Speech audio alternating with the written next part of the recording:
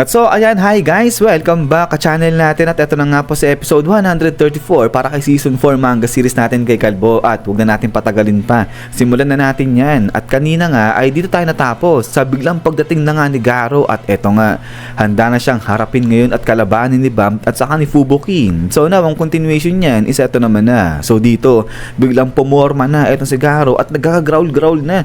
Eto si Garo parang halimaw na nga siya dyan. At then suddenly is bang!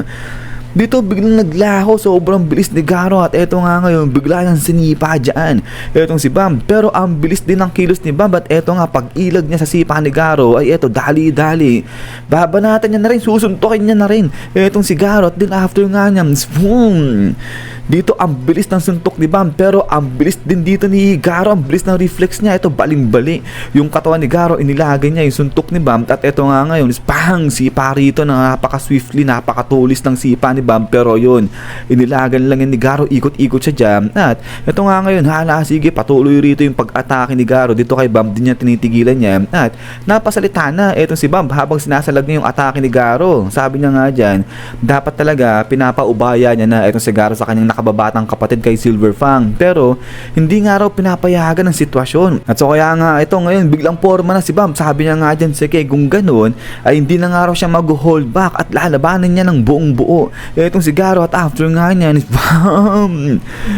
Dito grabe ang lakas ng atake ni Bam, nag-crash dyan o na-crash niya itong sahig. Pero ang bilis talaga ni Garo dito, inilagay niya lang itong pagkalakas-lakas na atake dito ni Bam. At after nga niya is boom boom, grabe sobrang bilis tong dalawa. At eto nga ngayon si Fubuki handa niya ng banatan din sana dyan o tirahin ayan si Garo. Pero sabi niya nga hindi niya makita, sobrang bilis ng dalawa na to, hindi nga raw siya makasabay sa bilis nila. At eto nga parang biglang maya-maya may papunta kay Fubuki na sobrang bilis at di niya nga makita yan. At then suddenly is bang!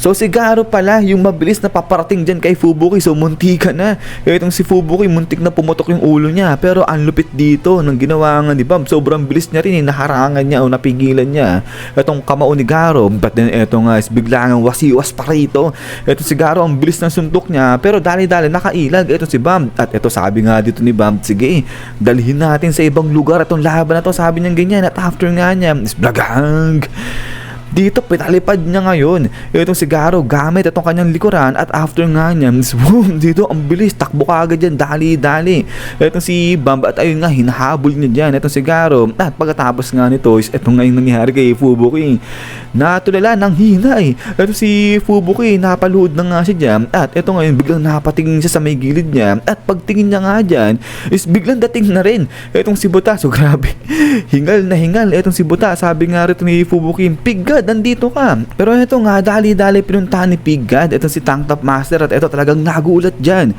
itong si Pigad nung makita niya ang sama ng ilagay ni Tank Top Master. Sabi niya nga rito, Tank Top Master natalo ka, magpakatatag ka, sabi niya ganyan. Pero eto nga biglang napatingin itong si Fubuki dyan kay Pigad. Sabi niya nga rito natulungan siya ni Pigad. So ito ay parang nagugulat ito si Pigad, di niya alam kung anong nasa isip ni Fubuki at kung anong pinaplano niya. But then ay pagkatapos nga rito sa dalawa is bigla naman dito may bumulwak na pagkalaki-laking itim dito kala Darkshine. At eto nga si Blackie, ang mga puro black sperm nga yan, kaya dito napasigaw na etong sila Darkshine. Grabe, sabi nga nila sugod, sabi nilang ganyan. At eto nga ngayon is bam bam bam na, sige grabe.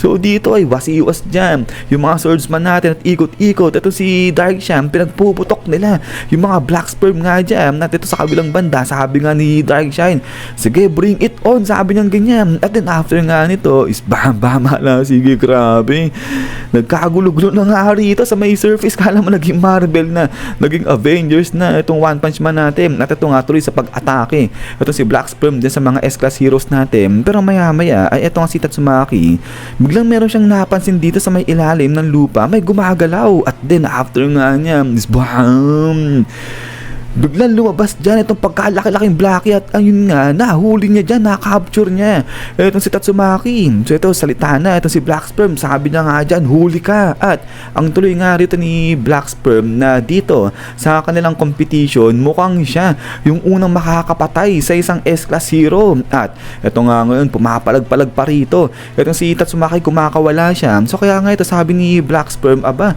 kumakawala pa itong si Tatsumaki gamit yung kanyang kapangyarihan. So kaya nga ito biglang ngiti si Blackie, sabi niya nga dyan, higpitan niya pa raw kaya yung pagkakagrip niya, yung pagkakagrab niya dyan kay Tatsumaki. Grabe, demonyo dyan, pagkakangiti ni Black Sperm. Pero ito nga, suddenly, bigla na lang may liwanag nga rito na pagkabilis-bilis at after niya, boom! Biglang dating dito si Genos at eto nga tinira niya dyan. Etong si Black Sperm, blinas niya nga yan. So ito tunaw dyan.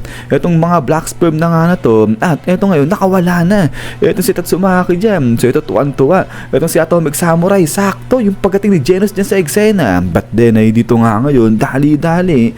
Etong Black Sperm nasa likuran na rin ni Genos. Sabi niya nga dyan, sino nagsabi na pumunta ka rito? Sabi niya ganyan. At then after niya is Blagag. Grabe, hinataw niya ng todo. Etong si Genos dyan, sobrang lakas. Tinamaan dyan, black point o point black pala. Eto si Genos at eto nga ngayon, boom! Lubog ngayon dito, etong si Genos. Eto nag-alala. Etong si Tatsumaki, sabi niya nga dyan, Genos, sabi niya ganyan. Pero maya-maya, eto nga ngayon, is pang!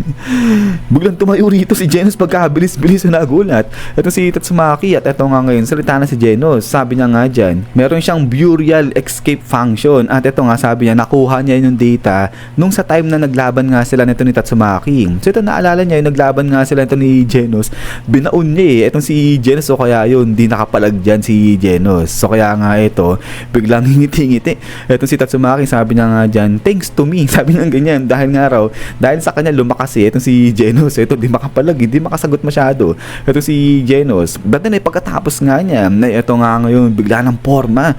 Itong dalawa na to, at sabi nga rito ni Genos, Tatsumaki, kaya mo pa bang lumaban? Sasagot si Tatsumaki, sabi niya nga dyan, tinatanong pa ba yan? So ito, ang ganda ng forma ng dalawa na to. At after nga niya, biglang napahinto rito itong sila Genos at para may inaamoy itong sila Genos at itong mga Blackie rin, napahinto sila. Sabi nga nila dyan, ano yun?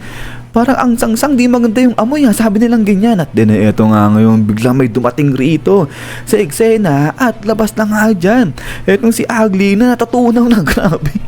Yung itsura niya parang wala, parang zombie na. Etong si Ugly at sabi niya nga rito habang galit na galit na nasan na raw yung matandang yun, referring kay Silver Fang kasi nga raw babawi siya, babanatan niya. Ayan si Silver Fang. At din pagkatapos nga nito, isyan guys, so hanggang dito lang itong si episode 134 natin. So yun, grabe. Ang tindi ng action dito, talaga nagkagulo-gulo na itong mga S-Class heroes natin laban sa mga executives. So eto talaga yung masasabi natin na this is war. So yung mga tropa natin, mga S-Class hero, kala mo naging Avengers talaga sila eh. Pero yung bago tayo matapos, sa mga may trip po sa inyo ng Solo Leveling Season 3, ay nandiyan lang po yung link niyan nasa may comment section. So pakiclick na lang guys. At yung pala later on nilipat natin yan sa may second channel. So kaya yun ay pakisubscribe naman guys yung ibang mga channels pa natin para sa ibang mga trip nyo pa na manga series. So yun naman at ulit ay maraming salamat sa walang sampog support sa channel natin. God bless niyo lahat at kita-kits tayo ulit.